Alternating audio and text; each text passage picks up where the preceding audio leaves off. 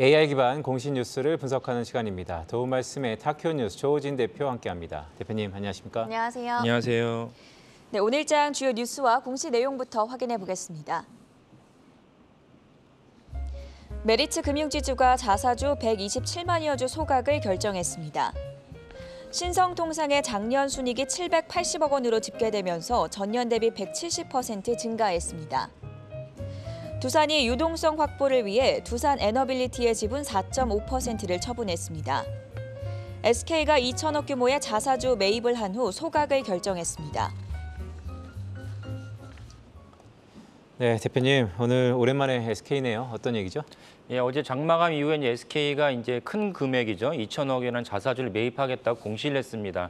이런 자사주는 주주환원 정책의 일환인데, 그러니까 주주환원 정책은 크게 자사주를 매입을 하고 주주들이 제일 원하는 것은 매입한 자사주를 소각하는 것입니다. 근데 상당수 많은 기업은 자사주를 갖다 매입을 한 다음에 갖고 있다가 해당 주가가 자기 주식이 올라가면 그때 다시 매도하는 경우도 있습니다. 일종의 자사주 재테크인데 대표적인 기업이 빅텍이라고 해서 여러분들은 많이 아마 방산주로 알려져 있지만 빅텍이 사실은 자사주 재테크의 또 규제입니다. 그래서 그렇기도 합니다. 그러니까 사실 투자자 입장에서는 자사주 매입을 했으면 차라리 그걸 갖다가 소각을 해주면 깔끔하게 전체적으로 회사의 주가가 올라가기 때문에 그렇게 원하긴 합니다. 그래서 이번에 SK가 2천억이라는 적지 않은 규모의 자사주를 매입을 하겠다고 발표를 했습니다. 그리고 심지어 소각하다 결정을 했기 때문에 그렇다면 기업들과 주주가치 입장에서는 큰 해당이 되겠습니다.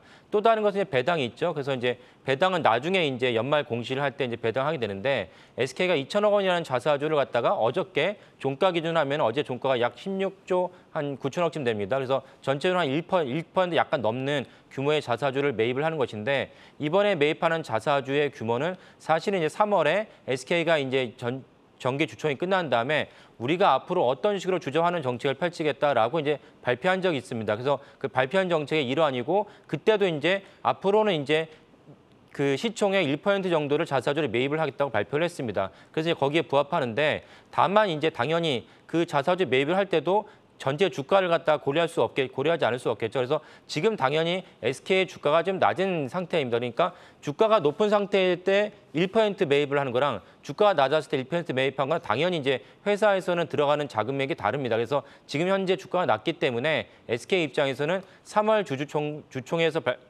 공약을 했고 이것을 갖다가 실현을 해야 되는데 이 시점이 적절한 시점이다 이렇게 판단을 내린 것다고 봅니다. 그래서 이번에 1% 정도 이상의 자사주를 매입을 하기로 공시를 했습니다. 네, 대표님 SK는 주주 친화 기업의 여러 가지 정책을 피는데 지금 이렇게 자사주 아까 재테크라고 말씀을 주셨어요. 자사주 재테크를 하는 여러 가지 이유 중에 하나는 계열사 중에서 호시적이 좀 기대되나요? 그렇죠. 왜냐하면 실제로 자사주를 매입을 하고 싶어도 재원이 없으면은 매입할 여력이 없지 않습니까? 근데 SK는 지주회사이고 물론 SK는 다른 지주회사와 다르게 사업도 하긴 합니다. 근데 대부분은 지주회사 성격이 크고요. 지주회사 중에는 SK ENS는 SK 이노베이션 그리고 한 달에 건너서 SK 하이닉스는 한 달에 건너긴 했지만 SK 하이닉스의 지분법 평가 이익이 중간 지주회사를 거쳐서도 SK에 넘어오기 때문에 SK 하이닉스의 어떤 실적도 되게 중요합니다. 그래서 전체적인 계열사들 실적이 아주 좋기 때문에 이번에 SK의 상반기 실적만 보면은 전년 대비해서 역대급 상반기 실적을 기록했습니다.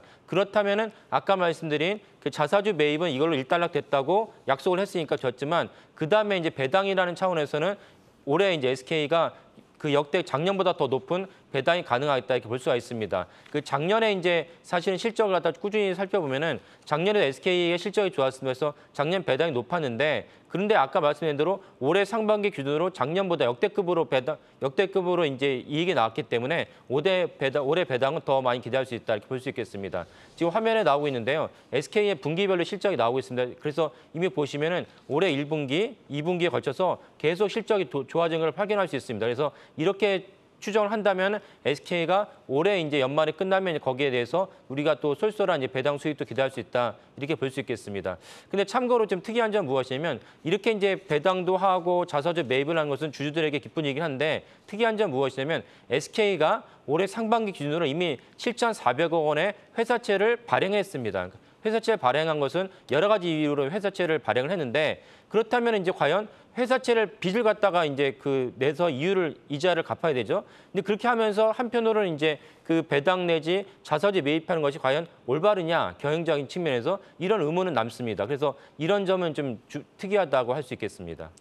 네, 바로 다음 공시 내용 살펴볼까요? 오늘 두산 에너빌리티가 지금 6% 넘게 급락을 하고 있는데요. 대규모 블록들 소식이 나왔습니다. 어떤 내용일까요? 예, 두산 에너빌리티의 최대 주주인 두산이 이제 어저께 장마감 이후로 우리가 유동성이 좀 안 좋아서 두산 에너빌리티 지분 4.5% 처분한다고 발표를 했습니다. 그리고 이제 그 장마감 이후에 이제 블록들을 처벌한다는 것인데 장마감 이후 블록들을 처벌한다면서 공시 내용을 살펴보면은 전날 종가 대비 약 한 7% 정도 낮은 금액에 이제 할인해서 블록들을 처분했습니다. 그러니까 그 대규모로 이제 그 블록들을 처분할 때는 언제나 전날 종가 혹은 뭐 그 전날 종가를 갖다가 기준으로 하면은 한 5%에서 최대한 10%까지 할인하긴 합니다. 그러니까 사실 그에 따라서 이제 그 주가가 내려간 것이 그러니까 두산 여기서 초점을 맞춰야 될 부분은 두산 에너빌리티 자체의 본질적인 기업 가치 할인이 있어서 주가가 내려간 것이 아니고 최대 주주인 두산이 유동성을 갖다가 개선하기 위해서 7% 낮은 가격에